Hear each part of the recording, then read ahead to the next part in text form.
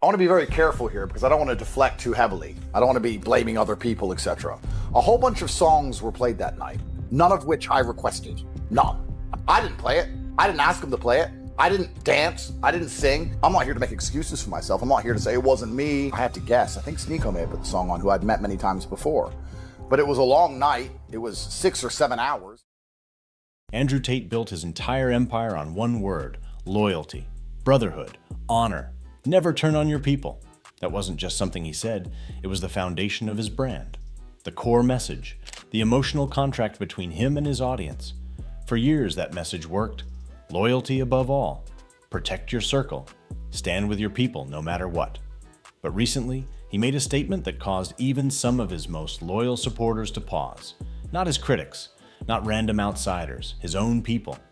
And when the people who defended you for years start asking questions, that's when something real might be shifting. The brand is the belief. Here's the thing most people miss. Andrew Tate isn't just a controversial influencer. He's a brand. And not just a personal brand, a belief system.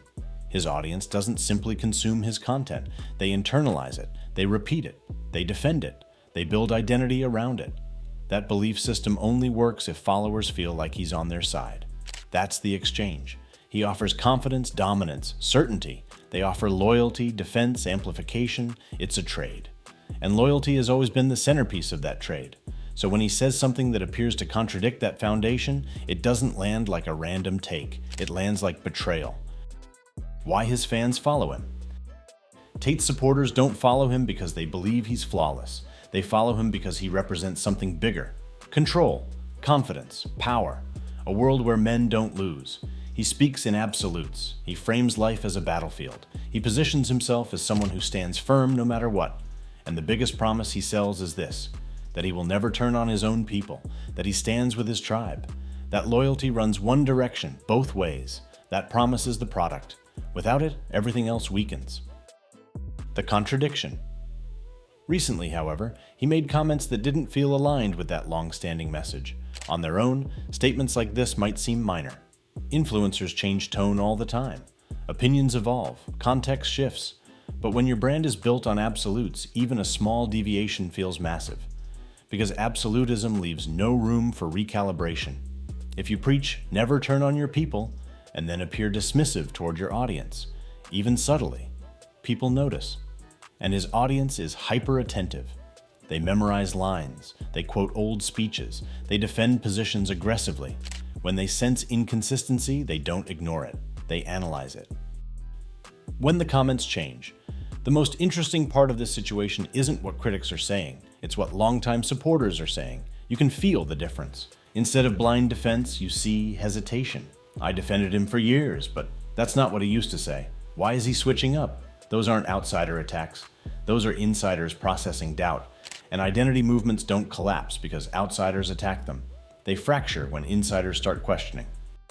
Internet tribes are different. Tate's audience isn't like a normal fan base. It's not music fans arguing about albums. It's not sports fans debating teams. It's a tribe built around identity. People don't just like his content. They align themselves with it. They adopt the language. They adopt the worldview. They adopt the mentality. When identity becomes attached to a public figure, that figure becomes symbolic. If he looks strong, the tribe feels strong. If he looks consistent, the tribe feels validated. But if he looks inconsistent, that identity starts to wobble. And wobbling identities create anxiety. Adaptation or opportunism? Here's the polarizing question. Is he slipping or is he adapting? The internet moves fast. Algorithms shift. Attention cycles reset weekly. Influencers face a brutal reality. Evolve or fade. Sometimes evolving means changing tone. Sometimes it means reframing old positions. Sometimes it means saying things that keep you in the conversation. But here's the risk. Movements built on loyalty cannot survive perceived opportunism. If the audience starts to feel like they're being used for engagement, if they sense that messaging shifts based on convenience rather than principle, the emotional contract weakens. And once loyalty feels conditional, the foundation cracks. The psychology of fracture. Consistency builds trust. Contradiction builds doubt. When someone builds a platform around strong moral certainty, any deviation feels amplified. Because people didn't sign up for nuance, they signed up for conviction. and conviction doesn't flex easily. If your entire message revolves around unwavering loyalty, even one moment that appears self-serving creates cognitive dissonance. Was the loyalty real, or was it strategic? That's the question that lingers, and once that question exists, it doesn't disappear easily. The cost of losing the core. Influencer empires don't collapse in dramatic explosions. They erode. First, the comment tone shifts, then engagement becomes divided. Then, defenders become quieter. Then, the tribe splits. The loyalists who double down. The skeptics who step back. The former supporters who feel disillusioned. And once that fracture line forms, it rarely fully seals. Because trust, once cracked, never returns to its original shape. Especially in identity-driven communities. This is bigger than one clip. This moment isn't about one statement, it's about brand coherence. It's about whether a belief system can survive contradiction. Tate's power never came from mainstream approval. It came from conviction, from standing firm when others bent, from appearing immune to pressure. If that image weakens even slightly, the shift feels larger than it is. Because when your brand is loyalty, you don't get the luxury of inconsistency. The real question. So what is this? A strategic adaptation? A misunderstood clip? Or the beginning of a deeper shift? Movements don't end because critics shout loudly. They end when believers start whispering doubts. If loyalty was the product, what happens when the customer starts questioning the supplier?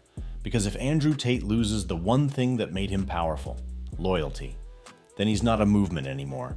He's just another influencer competing for attention. And in today's internet, attention without loyalty doesn't last. The real question isn't whether the clip was controversial. It's whether it changed how his own people see him. And if that perception shifts, everything shifts with it.